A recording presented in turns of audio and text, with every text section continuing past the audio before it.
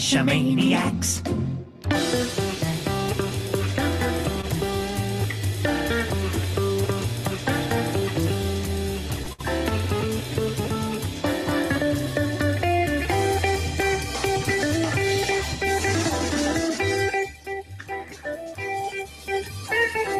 GeoGearHeads.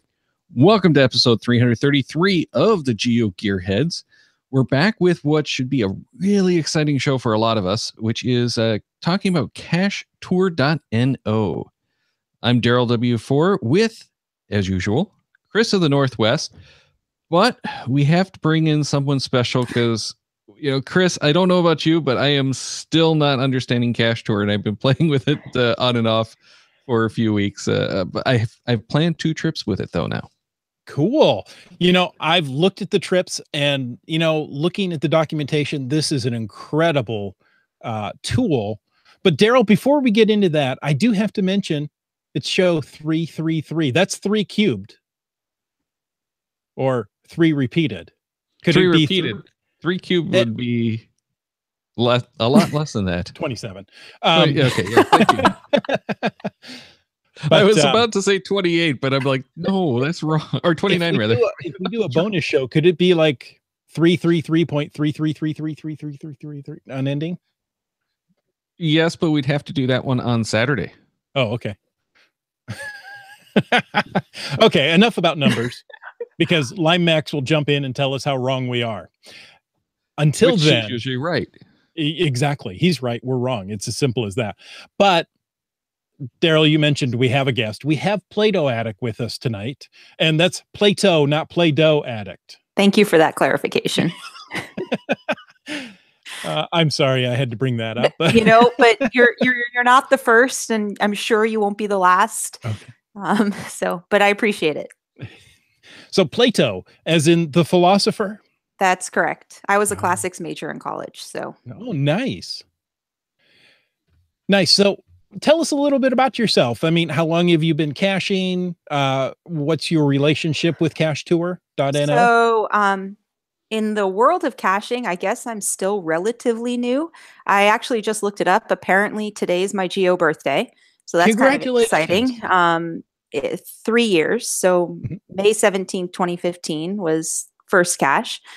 I had quite a few last year and started a streak. So today's day 357, I think. So we're getting very close. Impressive. Very close. Yeah, it started last year at Woodstock. And so it's going to end just after Woodstock because I'm kind of fried. I don't understand the people who have like thousands of days consecutive. No. It's just mind-boggling. Many of us aren't right. That's true.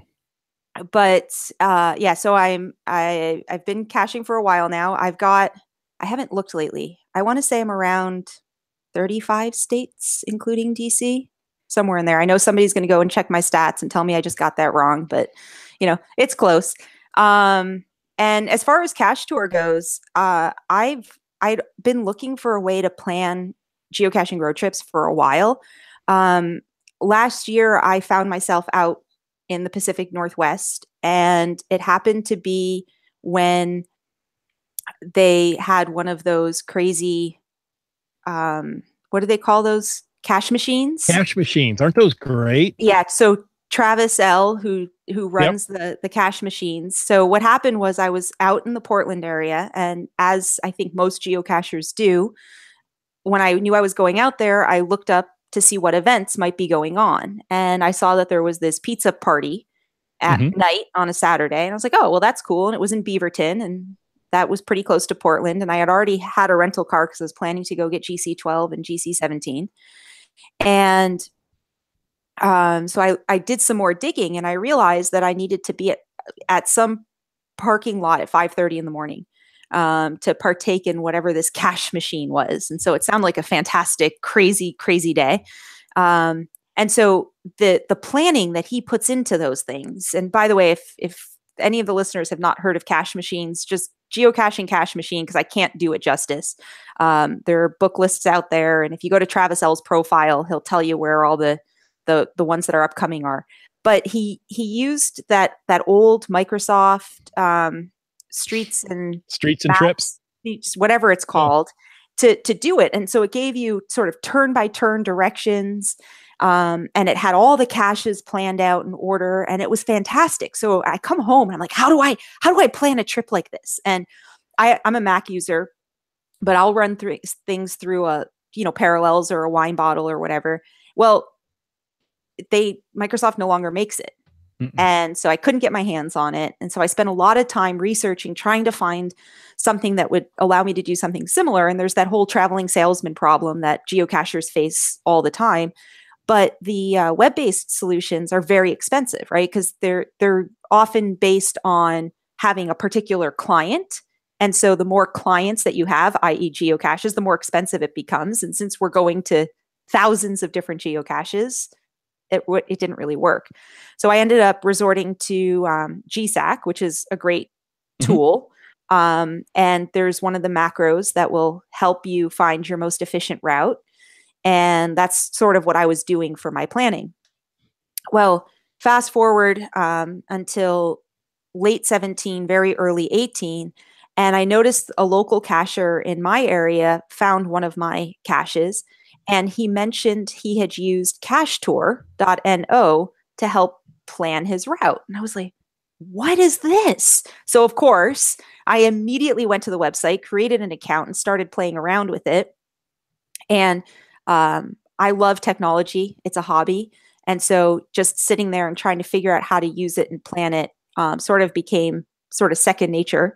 So I decided, well, there's a lot here, and I think people would be really interested in learning how to use it. So I put together a rather complex PowerPoint and decided to host a class for it, and got in touch with the developer to let him know that I was doing a class. And one thing led to another, and I became the first ambassador in the US for Cachetur.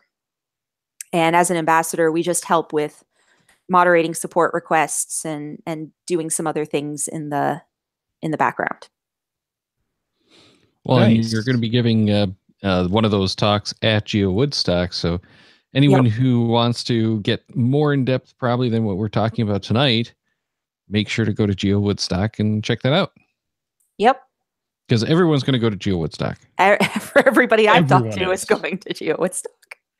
Well, that's the only way you can make it a giga, if everyone goes. Correct. Yeah. So just because you mentioned it, I went ahead, went online, found you. You've done 10 countries and 38 states. Oh, I have in more your than 3 I thought. years. Okay. Compare that to me, and I've been caching since 2004, and I have 2 countries in 19 states. So you're hitting it hard. Well, I might be a little or obsessed. I'm lazy. I'm just a little obsessed. There's nothing wrong with that. This is the perfect sport for you then, or hobby, or obsession. It is. Call it, yeah. By the way, I have more states than the 19, but I don't remember offhand. But I know I'm only at 2 countries. That's one of my goals, is to get a 3rd country in there. But my frustration with the countries is how late I came to geocaching. Because in 2009, I did Argentina, Chile, Falkland Islands.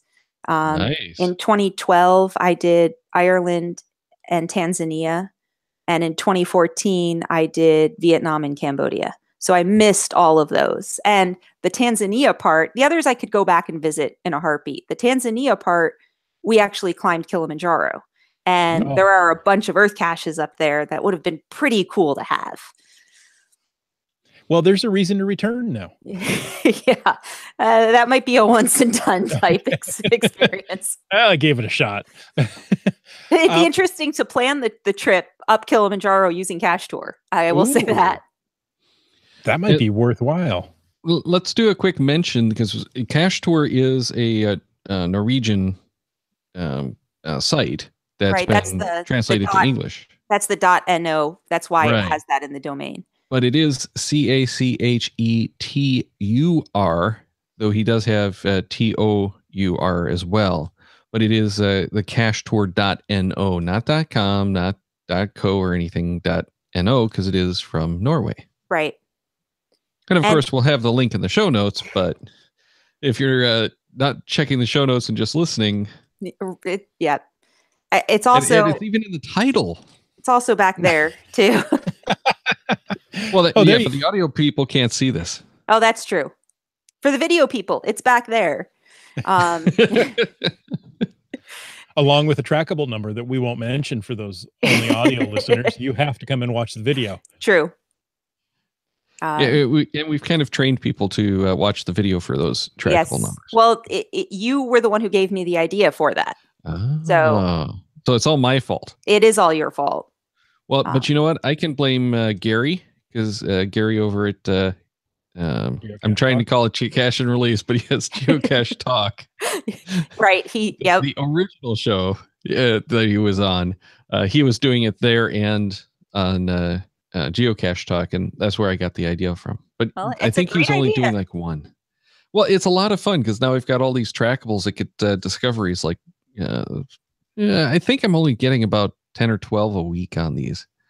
But it's still it's fun. It's interesting, and if you're tracking when you use a particular number and then it gets hit weeks after you post it's sort of fun to see how. Well, and I do get a bunch of the older ones, the ones that I've done like 6-7 weeks ago. I'm getting people posting the logs. Just got around to checking out this episode. Yep. That is funny because the only way that you get those is if you watch on YouTube. Right. Right.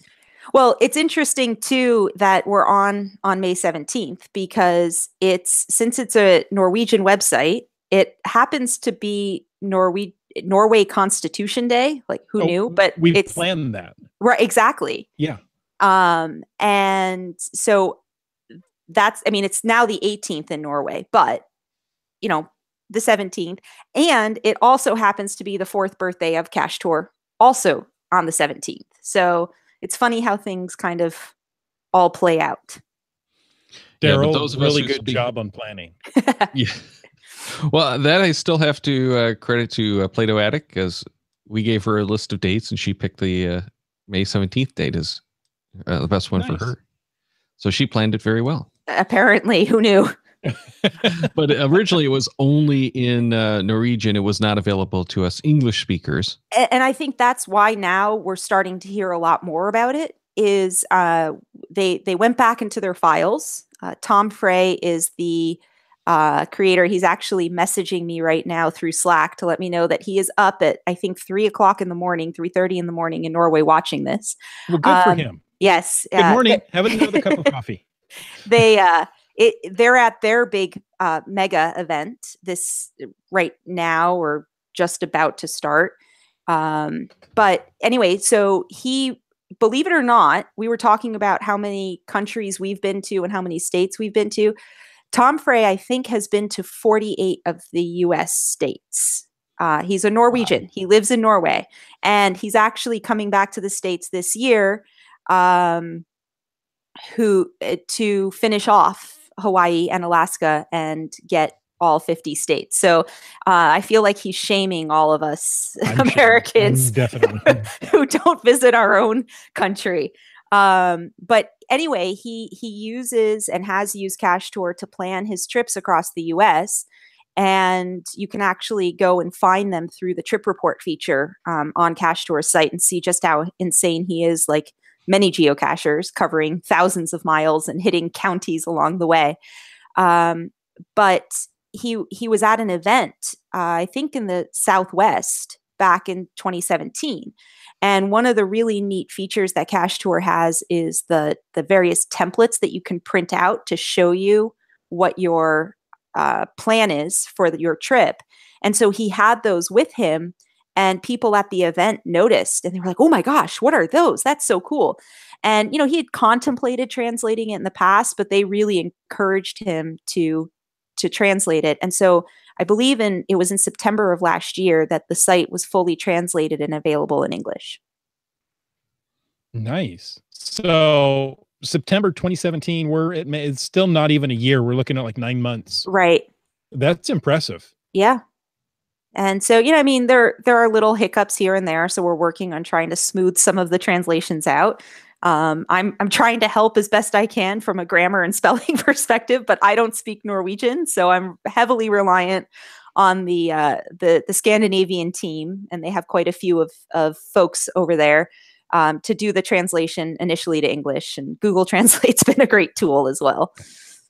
Definitely. So, how many people are on the Cache Tour team? That's a great question. I think there are about 16 or 17 or 18, somewhere in that range. That's impressive. Of us. The majority are Scandinavians from the various countries over there. I think most are from Norway, but they've expanded beyond there, and they keep trying to encourage me to learn Norwegian because apparently it's the golden language. Once you speak Norwegian, you can understand all other Scandinavian languages. Oh. Yeah. So if anybody out there is listening and trying to figure out a language to learn, apparently Norwegian will get you the ability to understand and speak with a number of different countries as well. So anyway, so they've got the majority are folks over there, and we now have 3 U.S. ambassadors. So I'm the sole person over on the East Coast for the time being, and then we have 2 folks out west. R. Reagan in the San Francisco Bay Area, and I have no idea how to pronounce her username, but it's TW Lar, perhaps, up in the Washington State area, actually in Bellingham, I believe. Okay. According to her public profile. I'm not giving away any private information. Her street address is and telephone number. Exactly. Given name, children, age, birth date, social security number, any of those. Well, we just had an interesting comment in the chat from William, who says, I will say I want to use Cachetur, but so far it has not clicked for me. I will try it out at Gigastock and the Donut Trail. And this is one of the reasons why we wanted to get you on today is I looked at it a couple of times. I kind of got lost in it, but I too wanted to do the Donut Trail. And there's actually a list of all the Donut Trail caches already done. And you can use that as a starting point, which makes it really easy to figure out some of those. I went and did a extra long donut trail. It includes all the shops as well. After you and I spoke, I went back and did that myself. Oh, you did? Oh, I did. Because my husband is just dying to go to as many of those donut shops as he possibly can and eat as many donuts as possible. So and get the t-shirt? Yeah, I think take it or leave it on the t-shirt. I think he just wants the donuts. He wants the donuts. There's nothing wrong with that. So I told him, I was like, so what time do you want to leave in the morning? Because 4 o'clock. Like 4 o'clock. First shop opens at 3 a.m. Yep. So not saying you have to, but first shop opens at 3. But Daryl had a great idea when we were doing our test call. He said, I went in there, I put in all the hours, and then I routed it to make sure I started with the shops that closed early and ended with the shops that stay open late. I was like, oh, smart. Brilliant idea. Yeah, that's why we have a very kind of weird route that we're doing for our donut trail. I thought we're starting with the ones that opened. No. And one of the things that I realized when I was doing that is if we started a little bit later, we could probably save about 15 minutes of drive time by starting in this one spot and then just hitting all of them in a more logical route. Got it. And I assume this later start time is because that particular shop opens later? Correct. I want to say that the shops down in that area opened at 5 versus the one that opened at like 3 or 3:30. Right. And the other area opened at 4. Exactly. Very bizarre. I don't want a job where I have to open a shop at 3 in the morning.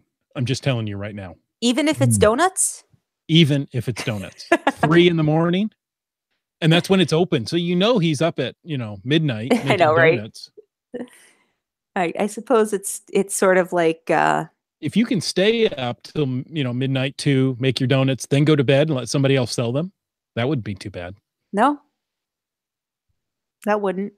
But you probably have to start being the 3 a.m. person until you get the money to be able to hire the people that are willing to do it. Now you just shot holes in my whole Donut Empire plan. Okay. I'm sorry. That's it. No Donut Empire. Oh, that's the name of the new video game. Donut Empire. Oh boy. I would be surprised if that doesn't already exist. Oh, bummer. Okay. So to go back to William's comment, though. Oh yes, please. I will say that part of what makes Cachetur so great, but understanding it also makes it a little bit challenging to use, is just the vast number of features that it has built into it. It is worth noting for people who might be listening that haven't used it yet or have heard about it but haven't really played around.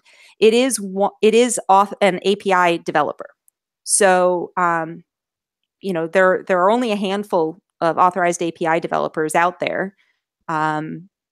And by being authorized to use the geocaching API, what that means is that it can actually, just with a simple typing in a GC code, pull in all of that cache data without you having to say, oh, well, it's this GC code, which is this name, and here are the coordinates, and this is the description. It automates all of that for you. The other thing is it's completely free to use. So I know that there are some sites out there that, sure, you can register for free and you can use it for free, but there might be some features that are limited to those who are willing to pay. Cachetur is free to use, and the goal of the site is to remain free, and there's no ads or anything like that. So it grew out of a hobby. Tom Frey developed it really to just plan his own trips. And then the various geocaching organizations in Norway wanted to use it. And then it just sort of grew and grew and grew. And, another great thing about it is that it's constantly changing, because as more and more users start coming to the site and finding out things that work for them and don't work for them, it gives him additional ideas as far as what he can do to tweak it and make it better. And so even in just, the couple of months that I've been using it, there are all these new features that have been added, including now there's an ETA that will show up as far as, estimating the time that you'll arrive at a particular cache. And there's, complex algorithms in there, because they'll also put in estimates about how long it'll take you to find a particular cache. And it's estimates, and many of them are widely inaccurate because it takes from attributes and DT ratings and cache type and things like that. And not all are created equal, but it's pretty powerful. I will say that you do have to separately register for it. So okay. I know, with Project GC, for example, it's just single right? You just log in using your geocaching account and you're done. With Cachetur, you do need to go through a separate registration process. And the recommendation is to use your geocaching username, because that's how people are going to try to find you on the site. So you can completely throw people for a loop and use an entirely different name, but it might limit some of your ability to actually use the site, because one of the great features of it is when you build a trip, you can invite other people to your trip. And so it's a great way for you to plan with others so that people can, each add their own caches and play around with the routing and things like that. Interesting. Which is what we've got going for the Donut Trail trip that we're planning. And I just got Chris added to it today. Both Chris's, actually. Yes. Good. Now, I had an account and I was looking at it earlier. And you had mentioned counties or Delorme map pages. I'm like, oh, I've already got all my Delorme map pages caches set aside. I need to plug them into Cachetur and get me a route and, make a week of it this summer and, get all the counties and map pages in my state. Right. At least tried to keep up with Tom, who's got 48 out of the 50 states, and he doesn't even live in this country. Right. So one of the things that it does, so there's this great tool, and if you're using Cachetur and you haven't installed it yet, I highly recommend it. It's called the Cachetur Assistant. And if you log into Cachetur, there's a menu along the top. I believe it's called Tools. And then underneath there, Tools and Resources. And underneath there is Scripts and Macros. And from that page, there's something called the Cachetur Assistant. You need to have Tamper Monkey installed, which is an extension that works in pretty much every browser I've played around with. And then once you have the extension installed, you can install the Cachetur assistant. And what it does is it allows you to actually see the route that you have from Cachetur on the geocaching.com map, as well as on the Project GC maps. Okay, you just blew my mind. And when you have the Cachetur assistant, so do you have the Project GC Grease Monkey or Tamper Monkey extension installed? Or you've played with it? Yeah, so it works similar to that, where basically you can go to the geocaching.com, you can go to the GC code site, right? The cache page. And right from the cache page, you can just click a button and send that geocache over to Cachetur. So that makes it easy to add add caches to your trip. But really for me, it's that being able to see your route right on the map. And you talk about counties and you talk about DeLorme grids. Well, what I've done is I've pulled up a state, say, well, Ohio's has been archived, but say Virginia's DeLorme challenge, right? And so in Project GC, it shows you where all the DeLorme grids are. I then can see my route to see what pages I'm going through. And if I'm getting close to a page, then I know that I can sort of find a cache nearby and see if it brings me through that page. And I can actually overlay, using the Cachetur assistant, the particular caches. Because you know how on Project GC's challenge checker, you don't actually get to see the caches?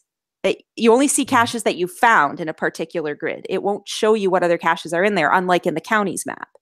And so when you overlay your route and you overlay your caches, you now can very easily see, oh, yep, I got that grid. Yep, I got that grid. Oh, I missed that grid, even though my route takes me through there. So it's really powerful. Oh, now I've got something new to play with. Okay, I'll wait till the show's over, though. That would probably be good. Impressive. So right on top of geocaching.com or Project GC, you get to see your route. That's huge. Yep. And it just makes planning a lot easier. Now, what else? What other mind-blowing feature are you going to tell us about that I've looked at and go, yeah, maybe, and now, I'm willing to turn off the show and go play with this thing. I don't know if I've got mind-blowing features. I mean, that one for me was when I did the Cachetur class, there was a lot of hands-on. And the very first thing that I did was just check. I encourage people to sign up for it beforehand, but you always get one or two people that haven't quite created the account yet. So once we did that, the very next thing that I showed them how to do was install the Cachetur assistant, because I think you leave a lot of the power of Cachetur on the table if you don't have the assistant installed. You can use it absolutely without the Cachetur assistant. You can import GC codes simply by taking a CSV list or you've copied and pasted. It doesn't currently support imports of GPX files or CSVs or anything like that. But if you had a CSV file, you could just copy the list of GC codes and plunk them in to an import feature, and it'll pull stuff in. Nice. Without the Cachetur assistant, you can also go to Cachetur and you can import bookmark lists from your geocaching.com account. Really? If you have the Cachetur assistant, you can go to any bookmark list, not just your own. You've got to go to it through geocaching.com, and you can import somebody else's bookmark list into your trip. There you go. You blew my mind again. Which, since that's a limitation with the API, being able to see somebody else's, that's nice, because now you can go directly to that bookmark list and pull in. And when you do that, you actually have the ability to select certain caches. So you're not forced to take the entire bookmark list, which is pretty neat. Oh, nice. That is nice. Okay. Now you can tell, because you have done far more states and countries than I have in your short caching history, that I'm inherently lazy. Could I take somebody else's trip that they've done in Cachetur and use that? So the answer to that is it depends. Okay. First of all, the list that Darrow mentioned about the donut geo trail, that actually is available as officially, it's called a template, a trip template in Cachetur. So somebody can take a trip that they have done and create a template out of it, and then it's available for anybody to look at and to clone and then use it themselves. But it probably wouldn't make a whole lot of sense for somebody who's planning their Woodstock trip, for example, to create a template, because that's going to be very specific from point A to point B and following something, whatever their caching goals are. But they could create it as a public trip, and you could then see what caches they're intending to target and things along those lines. If you know of somebody who is planning a trip and you think that it's a great trip and you want to be able to copy it yourself, you can ask that person, even if it's a private trip, which is the default, how most trips are created, you can ask them to invite you to that trip so that you can then clone it and create your own. That's cool. That's cool. So once you've got all this planned out, maybe you're traveling through areas without cell data. Can you print it out? Can you get maps? I mean, even as low as like turn-by-turn directions? So it doesn't provide turn-by-turn directions. Okay. So you can do your own sorting for your routing. I've heard from people that they didn't realize they could sort it themselves. And then I've also heard from people they didn't realize that they could have it automatically sort. So you can do both. It's a little bit non-intuitive about how to do the optimization of the route. It uses the same technology that the GSAC macro uses, so you're somewhat limited in the total number of caches.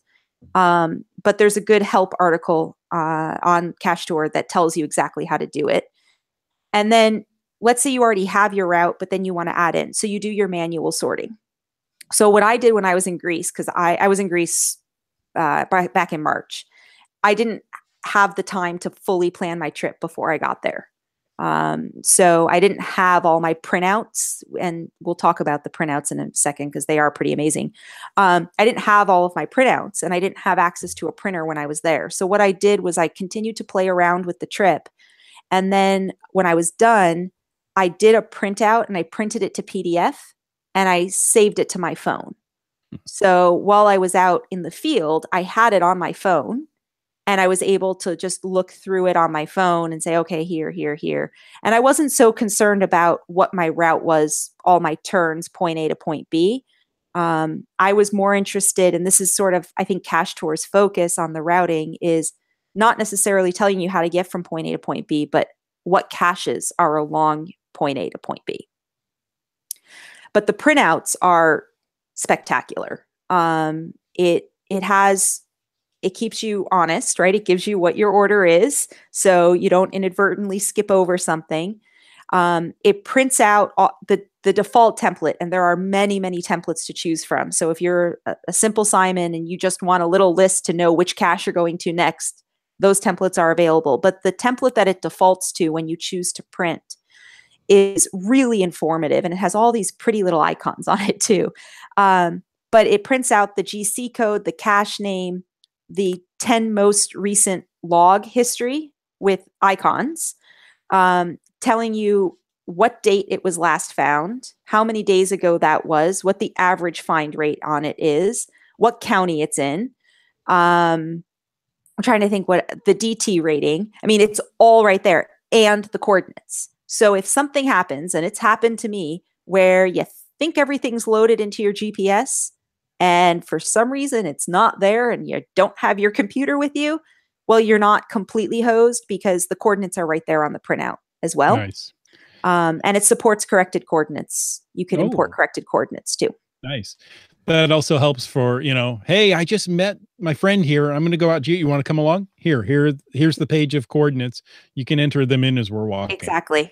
Well, and it supports comments. So if you're making notes to yourself about why you're doing that or something specific about the cache, like for the donut trail, putting in the times that the donut places are open or the particular street addresses, that can all print out as well. Mm-hmm. And if you have a personal gc.com note, it'll pull those in. So, and then the hints will be there as well, also unencrypted. And if anyone missed what we were just saying, it's both caches and the extra waypoints that you've put in there, like the donut shops, parking coordinates, that kind of stuff can all be on those printouts as well. Yep. And they've made it, maybe this will blow your mind, I'm not sure. They've made it really easy to also pull in those extra stages and those parking coordinates. There's a little arrow next to the geocache when you've added it to your trip. And if you click on that arrow, if that cache has additional waypoints, there's a button that says, or a selection that says, copy waypoints from cache to trip. And it will automatically import all those additional waypoints. So let's say that you've got a multi where the stages are known stages, right? You're collecting information at each stage. You can click that button and the 8 or 10 stages will automatically import into your trip. And so you'll just have your routing right there with all those different waypoints as well. Wow. Well, Limax says his mind is blown. So you've accomplished something. That's good. Another feature, which I haven't personally used, but I think is a great idea. So it's because you can invite other people to participate in a trip, you can also not only talk about what caches you want to do, but you can, with your other participants, group solve puzzles because it's private, right? So only the people who are part of that trip have the ability. There are comment fields and you can just go back and forth. And if you have a group of people that you regularly puzzle solve with, you can actually create a group. And then within that group, go back and forth. Oh, I'm working on this puzzle and share ideas. And so it's all right there. That's actually something I hadn't thought about doing with the Cache Tour, but now I might have to do that. Yeah, I mean, and it's one of these things where it's kind of like peeling back the layers of an onion. You know, you think that you're right there and you've got it all figured out. And then you click on a button and you're like, oh, wait a minute, what's this? I can do this too. I don't know. Are you guys into virtuals? I think I remember on a prior one that you guys were maligning Earth caches though. So no, we joke about it. Only if Land Monkey is on the show, then we malign Earth cache. Right. Got it. Yeah, because you just had an Earth cache show. So, but so virtuals and Earth caches, right? Particularly the newer virtuals, they all require some sort of question and answer in order to verify your find. And there's this great feature in Cachetur that they call task answers. And you can see it right from that homepage, that dashboard when you log in. It's over on the right-hand side under your username. And what it does is it pulls in all the virtuals and Earth caches that you have in any of your trips. And you can go there and you can actually record what your answers are. Now, you can't send it to the CO directly from that page. But what I do is I type it all in, copy it. There's a button that says Open Cache Owner's Profile. And I click on it. And it takes me right to the cache owner's profile on geocaching.com. I click send message and I hit paste and I send and I'm done. And it has that task answers page has little checkboxes for whether your answer is completed, whether you've sent it to the CO, and you can share those answers with other people on your trip. So one person can type them in, click the share button, and then all the other participants can see it. Yeah, that's mind-blowing. So again, it is sort of just playing around and seeing what those different features are. And, you know, sometimes it's not intuitive, but you click on the button, you're like, wait, what is this? Wait, I can do that? That's pretty freaking cool. Oh, yeah. And our Reagan in the chat was just mentioning that you can actually export the route GPX if your device can use that, which is one of those things I really need to do. Well, I don't think I have anything but the Nuvi that actually would take that. Well, but here's the really cool thing. So this is what I do when I plan a trip. When my trip is done, I print it, and then I go to download and I export the GPX. And you have a few options when you export, and the default is basically to export the GPX of your waypoints and the GPX of your route. I do that, and then I go and I take the route GPX and I upload it on geocaching.com into the Pocket Query tool for create your own route. And then I pull a pocket query of the caches along my route so that when I load up my GPS, I have not only the ones that I've planned, but all of the surrounding geocaches as well. Okay, now I'm sold. Yeah, I was questioning up to that point. And what's wow. So, a lot of times, and I live in the DC metro area, so some cachers have gone just a little bit crazy around here. For any of you interested, just go take a look at Montgomery County. That's all I have to say. But trying to do that from basically my house to some point in, say, Central Maryland, I wouldn't be able to do a PQ for basically even the smallest distance, because I'd hit the 1,000 in a second.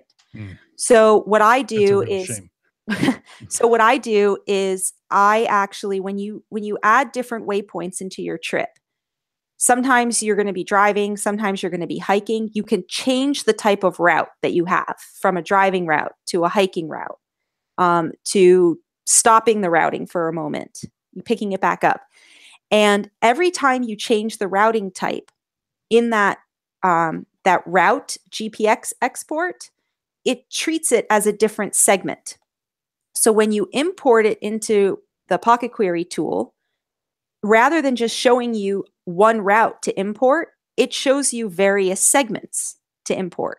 So I can skip the first segment, for example, and that might be the first 30 miles from my home coordinates, and only import segments 2, 3, and 4 to limit where I'm actually asking for the Pocket Query. Very cool. That's amazing. It's a pretty spectacular feature.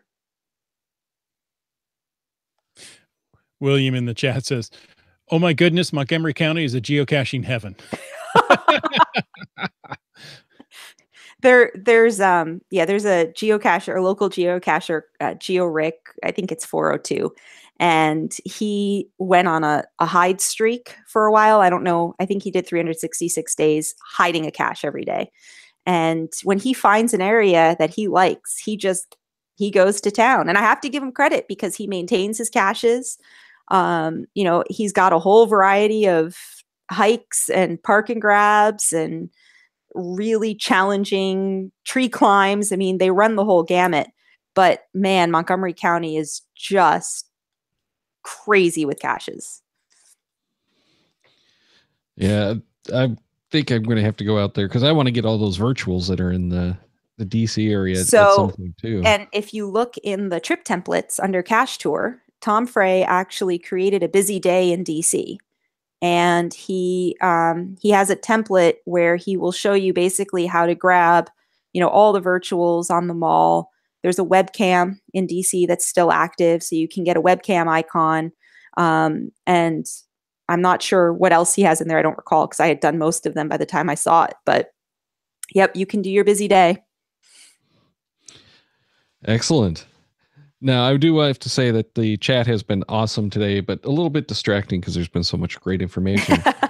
R. Reagan, though, says that there is a CSV for those people who are spreadsheet aficionados, because there are a bunch of those out there. Yep. And in fact, that is the default download, to download the CSV and the GPX for both the route and the waypoints. All right. It's getting kind of long in the show, so why don't we give people a couple of resources outside of this show, and obviously the Geo Woodstock talk that you're giving that everyone's going to go and visit. I hope so. Obviously at Woodstock, there's also, so first of all, it's a little bit hidden, but if you're on Cachetur's main site, there is a help center there, and there are articles in the help center. If you're an English speaker, just go to the one that says English. And there are different pages that will walk you through how to use different features. And that's actually a place that I went when I was creating my class, because I was like, I don't know what all the features are. And it walks you through step by step with pictures. So that's a great starting point. It's a little bit dated because of all the new features Tom Frey's added, but there is the PowerPoint that I created It's huge as a PowerPoint. It's like almost 700 megs because I embedded screen recordings and stuff into it. But Tom Frey created a video out of it, and it's available on the Cache Tour YouTube channel. And I think you guys will provide the link to that in the show notes. Yep. And we then definitely will. And then there's also a bookmark list that Cachetur maintains on geocaching.com that identifies all the various events where Cachetur will be in attendance, or whether it's a Cachetur class itself. So I did one in Virginia, I think last month, and I'm doing one up in Maryland next month. So for you local folks, feel free to show up for that one. And I know that the other U.S. ambassadors are looking at doing something similar. So you might want to keep an eye on that bookmark list to see if somebody's coming, to a town near you. But you can also, if you go to that list and I don't have the GC code handy, I apologize, but there's an archived event called Let's Take a Cache Tour, or what did I call it? Yeah, I think it might be Let's Take a Cache Tour. And the link to the entire PowerPoint file is actually available there if you really wanted the 656 meg file. Nice. I'm looking at the bookmark list there of all the events, and Geo Woodstock jumps out because it's 2,000 miles closer than any of the others that seem to all be in Norway. Well, that is true. They are mostly in Norway, with only 3 ambassadors in the U.S. It's a little bit challenging, but we're working on it. Yes. No, I completely understand. Thank you so much, Plato Addict, for coming on and talking to us this evening. I mean, I'm stoked. I want to spend more time at cachetour.no and figure this thing out, because there's a lot of power here. And, trips are the one thing that, as I've been caching a while, my local area is saturated. I need to go out to the various corners of my state to get these counties and DeLorme pages. So this is going to help me a lot, and I appreciate you coming on tonight. Happy to be here. Now, if you're going to be at the Gigastock event, that's Geo Woodstock, the Giga event next week, make sure to stop by the podcast booth. We're going to be there for drawings at 11 a.m. and 3 p.m. And we've got some Cachemaniacs coins, Bluetooth speakers, USB batteries, and that's just from GeoGearHeads and Caching in the Northwest. Yeah, I'm really looking forward to that. But that's, if you guys want to connect up with us, that's about the only thing that we know right now, is that we're going to be at the booth at 11 a.m. and 3 p.m. Beyond that, no idea really. We'll be lost because our cell phones won't get coverage, and we won't know where we are. I was so tempted to order a pair of used, I think they were probably returned, Gotenna things over at Amazon, just so that we could play with them at this event. But if I only had that cash to throw at that. But we do know where we're going to be next Thursday night, and that's going to be probably back at the hotel, but recording the next randomize episode. Then on the 31st, we're going to be talking trackables, but that's going to be at an earlier time than usual. We're going to record at 7 p.m. Eastern or 5 p.m. Pacific, because Annie Love of Geocaching HQ is on, but she's got something at our normal time, so we had to push that forward a bit. But that's all about trackables with her, and I'm sure you're not going to want to miss that one. June 7th is going to be our next show with Project-GC, and Magnus is coming back for that one. And Chris, guess what? We have yet another randomized show coming up June 14th. I'd like to buy a vowel in this one. Yeah. To randomize LXX. So that's randomized 70. We've done 333 shows, which is about 6.5 years of shows. And 70 of those, well, no, by this point, it's going to be more than 6.5 years, but 70 of those are randomized shows. Tell you, I think it's a really good format, Daryl. The randomize. I mean, I like it just because, it's popcorn. You're getting a little of this and a little of that. And, people can come in and pick up just a topic and move on. So yeah, and it's a good chance for us to get a lot of that smaller stuff that doesn't make it into full shows like this. We pretty much ran out of time and could have talked for another couple of hours about Cachetur.no tonight, but Well, I did notice that you put a 1 after it. Yes, and we're gonna have to have you back on sometime later on to talk more about it, and hopefully by that point, Chris and I will actually be proficient enough that we can put together routes in a quick manner and make them usable routes. We didn't even get into like the sorting, the auto routing stuff, right, in this one, because that kind of seems to be an art. And yeah, we mentioned that it can do it, but not how to make it do it. Right. But in any case, those randomized shows, we love getting those questions, those tips, the feedback of all sorts. So make sure that you send that to GeoGearHeads at cachemaniacs.com, and we'll include it on the show.